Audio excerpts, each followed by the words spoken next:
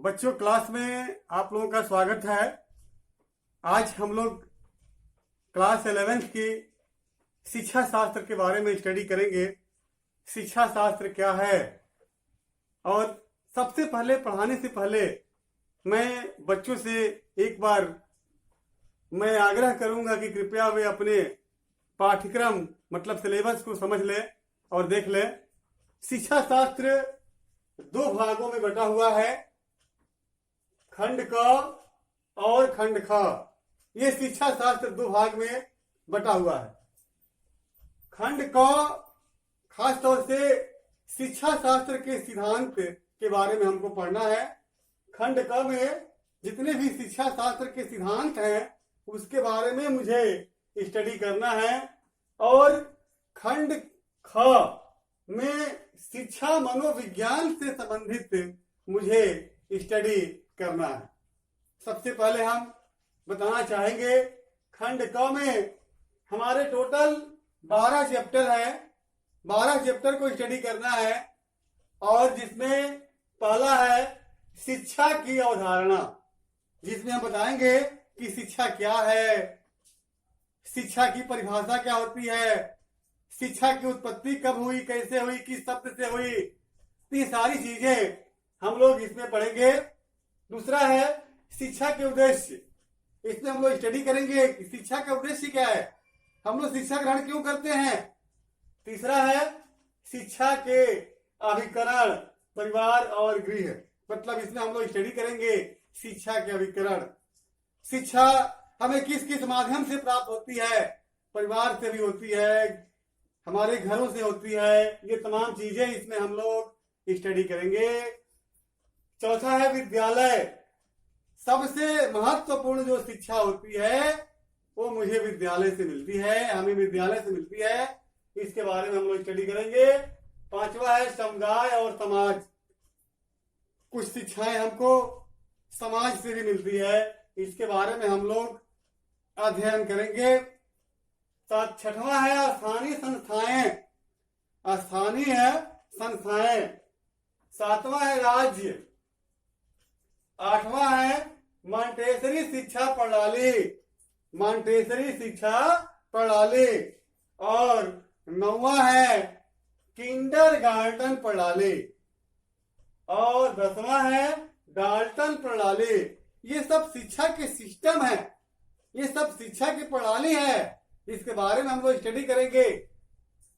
और 11 है योजना पद्धति अथवा प्रोजेक्ट मेथड, और 12 है बेसिक या बुनियादी शिक्षा प्रणाली। तो ये हमारे खंड क के भाग हैं, ये खंड क के पार्ट हैं, इसमें हम लोगों को इतना अध्ययन करना है। अब आगे खंड ख।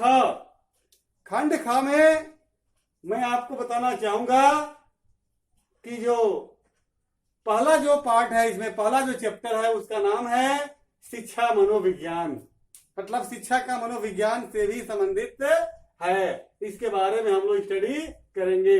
विकास और उसकी अवस्थाएं, विकास और उसकी अवस्थाओं के बारे में हम लोग पढ़ेंगे दूसरे चैप्टर में। तीसरा चैप्टर विकास का स्वरूप और शिक्षा। चौथा चैप्टर शैशवा अवस्था। शैशवा अवस्था जो होता है बाल्यावस्था से पहले होता है, इसका हम पूरा विस्तार में बताएंगे। पांचवा है बाल्यावस्था। छठा है किशोरावस्था, जिस उम्र में आप लोग गुजर रहे हैं। सातवां है वैयक्तिक भिन्नता। तो ये जो 7 चैप्टर है हमारे दूसरे पार्ट में है, खंड ख में। तो इस प्रकार से आपको मैं बताना चाहूंगा कि ये जो शिक्षा शास्त्र है ये खास तौर से 2 भागों में बटा हुआ है, खंड क और खंड ख। खंड क में शिक्षा शास्त्र के सिद्धांत और आधुनिक शैक्षिक विकास, और खंड ख में शिक्षा मनोविज्ञान से संबंधित हमें अध्ययन करना है। अब हम चलते हैं, सबसे पहले शिक्षा के बारे में कुछ मैं बताना चाहता हूं। जो ये शिक्षा की अवधारणा है, शिक्षा की अवधारणा में जो ये पहला चैप्टर है, इसका पहले हम आप लोगों को थोड़ा सा इंट्रोडक्शन देना मैं चाहूंगा। इंट्रोडक्शन को हम क्या कहते हैं बेटा? प्रस्तावना कहते हैं। क्या कहते हैं? प्रस्तावना। शिक्षा की प्रस्तावना के बारे में सब लोगों को पता है कि शिक्षा क्या है। शिक्षा एक बहुप्रचलित शब्द है। बहुप्रचलित का मतलब होता है कि जो शिक्षा है वो बहुत ज्यादा आज हमारे समाज से लेकर के हर चीज में प्रचलित है।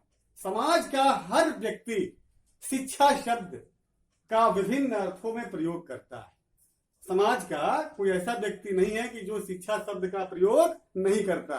इस प्रकार से शिक्षा एक बहुआयामी एवं व्यापक शब्द है शिक्षा। तो शिक्षा के बारे में सब लोग खास तौर से आप लोग जान ही गए होंगे कि शिक्षा क्या है। शिक्षा साधन एवं साध्य दोनों होता है। जो शिक्षा होती है ना वो साधन भी होता है और साध्य भी होती है। तो इस प्रकार से शिक्षा एक ऐसी प्रक्रिया है जो जीवन पर्यंत चलती रहती है। मतलब शिक्षा जो होती है बेटा ये खास तौर से जन्म से लेकर मृत्यु तक हमेशा चलती रहती है। तो इस प्रकार से हम कह सकते हैं कि शिक्षा जो होती है हमें स्वयमेव मिलती है। स्वयं मतलब स्वयं शिक्षा मिलती रहती है। तो इस प्रकार से हम जानते हैं कि शिक्षा जो होती है वो खास तौर से बालकों को विद्यालय में जो प्राप्त होती है उसे हम कहते हैं औपचारिक शिक्षा। तो औपचारिक शिक्षा जो होती है वो खास तौर से बच्चों को विद्यालय से प्राप्त होती है। शिक्षा का अर्थ क्या होता है? शिक्षा की उत्पत्ति कैसे हुई? शिक्षा शब्द क्या है? ये तमाम चीजें हम लोग अगले वीडियो में पढ़ेंगे और इसमें हम कुछ आप लोगों को नोट्स वगैरह भी देंगे जिसको आप लोग कॉपी में करेंगे, अपने से भी उसको तैयार करेंगे, स्टडी करेंगे, पढ़ेंगे तो आपको बढ़िया से समझ में आएगा। अगला जो है हम नेक्स्ट वीडियो में आप लोगों को बताएंगे।